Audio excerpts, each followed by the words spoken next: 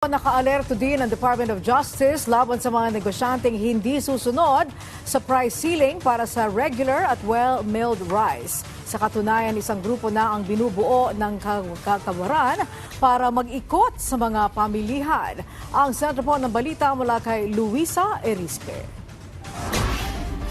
Hindi makakalusot sa kamay ng batas ang sino mang lalabag sa price cap ng bigas. Yan ang tiniyak ng Department of Justice alinsunod sa inilabas na executive order ni Pangulong Ferdinand R. Marcos Jr. hinggil sa rice price ceiling. Ayon mismo kay Justice Secretary Jesus Crispin Remulla, posibleng makasuhan ng economic sabotage ang sinumang mapapatunayang iligal na magtataas ng presyo ng bigas o nag-iipit ng supply nito.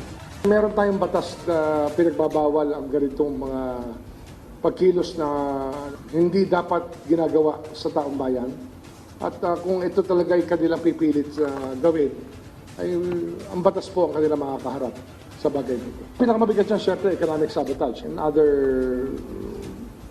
crimes that are against commercial interests of sa taong bayan.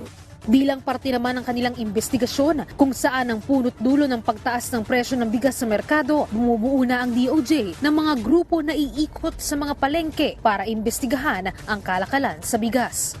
Nagbubuo pa kami ng mga team na iikot din sa mga merkado upang tingnan mismo ang mga pangyayari sa mga iba't ibang mga merkado.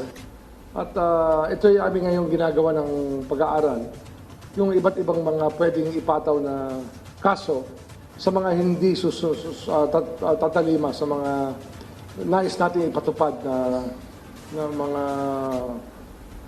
mga rules tungkol dito sa pricing. Para alam natin talaga kung saan nanggagaling itong mga taong ito, kung ano ang kanilang basihan sa kanilang pagrepresyo ng matataas at bakit gano'n na nangyayari.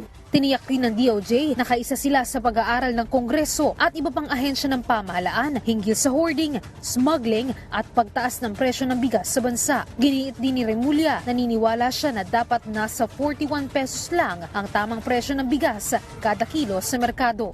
Nakikiisa kami ngayon sa Kongreso sa pag-iimbestiga. Sa bawat pagdinig ng Kongreso ay mayroong team ng DOJ na nakamanman at tumutulong sa Kongreso sapagkat ang paghanap ng ebidensya ay hindi madali. Kaya tulong-tulong na lahat na sa ngayon ng gobyerno sa bagay na ito. Luisa Erispe para sa Bayan.